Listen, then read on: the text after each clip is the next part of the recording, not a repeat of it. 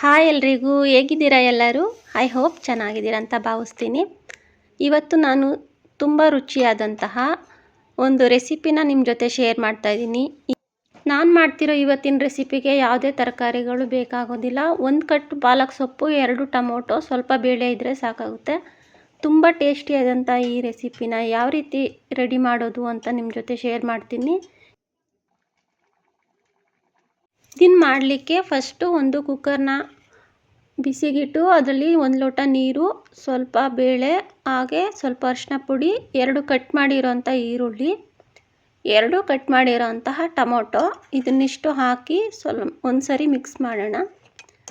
ಈ ರೀತಿ ಒಂದು ಸರಿ ಮಿಕ್ಸ್ ಮಾಡಿದ ನಂತರ ಕುಕ್ಕರ್ನ ಮುಚ್ಚಳ ಮುಚ್ಚಿ ಇದನ್ನು ಬೇಯಲಿಕ್ಕೆ ಬಿಡೋಣ. 1 ವಿಸಲ್ ಸಾಕಾಗುತ್ತೆ.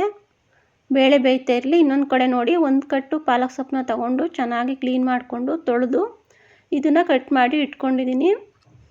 ಪಾಲಕ್ ಸೊಪ್ಪು ತುಂಬ ಇಂಪಾರ್ಟೆಂಟ್ ಅಲ್ವ, ಇದಕ್ಕೆ ಫ್ರೆಶ್ ಇರೋಂಥ ಪಾಲಕ್ ಸೊಪ್ಪನ್ನ ಈ ರೀತಿ ತೊಗೊಳ್ಳಿ.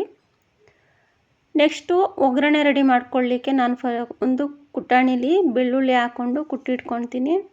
ನೋಡಿ, ಕಲ್ಲಲ್ಲಿ ಕುಟ್ಕೊಳ್ಳೋದ್ರಿಂದ ತುಂಬ ಟೇಸ್ಟ್ ಚೆನ್ನಾಗಿ ಬರುತ್ತೆ. ಯಾವುದೇ ಪದಾರ್ಥಗಳನ್ನು ಕಲ್ಲಲ್ಲಿ ಕುಟ್ ಮಾಡಿದರೆ ಅದು ತುಂಬ ಚೆನ್ನಾಗಿರುತ್ತೆ. ನೋಡಿ, ಈ ರೀತಿ ಬೆಳ್ಳುಳ್ಳಿನ ಜಜ್ಜಿಟ್ಕೊಳ್ತಾ ಇದ್ದೀನಿ. ನೆಕ್ಸ್ಟು ಒಂದು ಪ್ಯಾನ್ನ ಬಿಸಿಗಿಟ್ಟು ಅದರಲ್ಲಿ 2 ಸ್ಪೂನಷ್ಟು ಎಣ್ಣೆ ಹಾಕ್ಕೊಳ್ತಾ ಇದ್ದೀನಿ.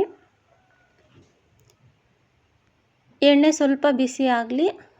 ನೆಕ್ಸ್ಟು ಇದರಲ್ಲಿ ಸಾಸಿವೆ ಹಾಕ್ಕೊಳ್ತೀನಿ. ಒಂದು ಅರ್ಧ ಟೀ ಸ್ಪೂನಷ್ಟು ಸಾಸಿವೆನ ಹಾಕ್ಕೊಳ್ತಾ ಇದ್ದೀನಿ. ಸಾಸಿವೆ ಹಾಕ್ಕೊಂಡ್ಮೇಲೆ ಸಾಸಿವೆ ಚಿಟಪಟ ಅಂತ ಅನ್ನಲಿ.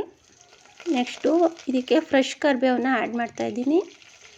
ನೆಕ್ಸ್ಟು 2 ಒಣಮೆಣ್ಸಿನ್ಕಾಯಿನ ಆ್ಯಡ್ ಮಾಡ್ತಾಯಿದ್ದೀನಿ. ನೆಕ್ಸ್ಟು ಜಜ್ಜಿಟ್ಕೊಂಡಿದ್ವಲ್ಲ ಬೆಳ್ಳುಳ್ಳಿ, ಅದನ್ನು ಹಾಕ್ಕೊಳ್ತಾ ಇದ್ದೀನಿ. ಇದಕ್ಕೆ ಈರುಳ್ಳಿ ಬಳಸ್ತಾ ಇಲ್ಲ, ಯಾಕೆಂದರೆ ಬೇಳೆ ಜೊತೆ ಆಲ್ರೆಡಿ ಈರುಳ್ಳಿನ ಬೇಯಿಸ್ಕೊಂಡಿದ್ವಿ ಅಲ್ವಾ, ಅದಕ್ಕೆ ಒಗ್ಗರಣೆಗೆ ಇಷ್ಟು ಸಾಕಾಗುತ್ತೆ. ನೆಕ್ಸ್ಟ್ ಇದಕ್ಕೆ ಒಂದೇ ಒಂದು ಚಿಟಿಕೆಯಷ್ಟು ಹಿಂಗೆ ಹಾಕ್ಕೊಳ್ತೀನಿ.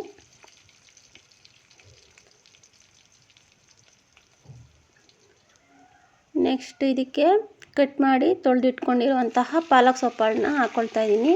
ತುಂಬ ಜನ ಬೇಳೆ ಜೊತೆನೇ ಪಾಲಕ್ ಸೊಪ್ಪನ್ನ ಹಾಕ್ಕೊಂಡು ಬೇಯಿಸ್ಕೊಳ್ತಾರೆ. ಆ ರೀತಿ ಮಾಡ್ಕೊಳ್ಬಾರ್ದು, ಅದು ತುಂಬ ಲೋಳೆ ಥರ ಆಗಿ ಟೇಸ್ಟ್ ಹೊರಟೋಗುತ್ತೆ. ಈ ರೀತಿ ಒಗ್ಗರಣೆಯಲ್ಲಿ ಹಾಕಿ ಪಾಲಕ್ ಸೊಪ್ಪು ಬೇಗ ಬೇಯೋದ್ರಿಂದ ಆ ರೀತಿ ಕುಕ್ಕರಲ್ಲಿ ಕೂಗಿಸ್ಕೊಳ್ಳೋ ಅಗತ್ಯ ಇರಲ್ಲ. ನೋಡಿ, ಈ ಕಡೆ ಬೇಳೆ ಬೆಂದಿದೆಯಾ ನೋಡ್ತಾ ಇದ್ದೀನಿ. ಬೇಳೆ, ಟೊಮೆಟೊ, ಈರುಳ್ಳಿ ಬೇಯಿಸ್ಕೊಂಡಿದ್ವಲ್ಲ, ಈ ರೀತಿ 1 ವಿಸಲ್ ಹಾಕಿಸ್ಕೊಂಡಿದ್ದೆ.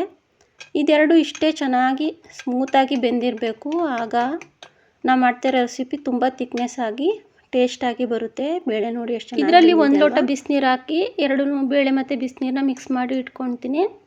ನೆಕ್ಸ್ಟ್ ಇಲ್ಲಿ ಪಾಲಕ್ ಸೊಪ್ಪು ಬೆಂದಿದೆಯಾ ನೋಡೋಣ ಬನ್ನಿ. ಪಾಲಕ್ ಸೊಪ್ಪು ಒಗ್ಗರಣೆಯಲ್ಲಿ ಬೇಯ್ತಾ ಇದೆ ಅಲ್ವಾ, ನೋಡಿ ಈ ರೀತಿ ಬೆಂದು ಇಷ್ಟ ಆಗಿದೆ. ಇದಕ್ಕೆ ಇವಾಗ ನಾನು ಸಾಂಬಾರು ಪುಡಿನ ಆ್ಯಡ್ ಮಾಡ್ಕೊಳ್ತೀನಿ. ಸಾಂಬಾರು ಪುಡಿ ನಮ್ಮ ಮನೆಯಲ್ಲೇ ರೆಡಿ ಮಾಡಿರೋವಂಥದ್ದು. ನೀವು ಅಂಗಡಿ ಸಾಂಬಾರು ಪುಡಿನೂ ಬೇಕಾದ್ರೆ ಬಳಸ್ಬೋದು. ಯಾವುದು ನಿಮ್ಮಲ್ಲಿ ಅವೈಲೇಬಲ್ ಇದೆ ಅದನ್ನು ಹಾಕ್ಕೊಳ್ಳಿ. 2 ಸ್ಪೂನ್ ಖಾರ ಪುಡಿನ ಹಾಕ್ಕೊಂಡಿದ್ದೀನಿ. ಈಗ ಇದನ್ನು ಒಂದು ಸರಿ ಮಿಕ್ಸ್ ಮಾಡ್ಕೊಳ್ತೀನಿ. ನಾನು ಮಾಡ್ತಿರೋ ರೆಸಿಪಿ ಬಂದು ತಂಬುಳಿ ಅಂತ. ಇವಾಗ ನೋಡಿ, ಪಾಲಕ್ ಸೊಪ್ಪುಗೆ ನಾನು ಬೇಯಿಸಿಟ್ಕೊಂಡಿದ್ದಂತಹ ಬೇಳೆನ ಸೇರಿಸ್ಕೊಳ್ತಾ ಇದ್ದೀನಿ.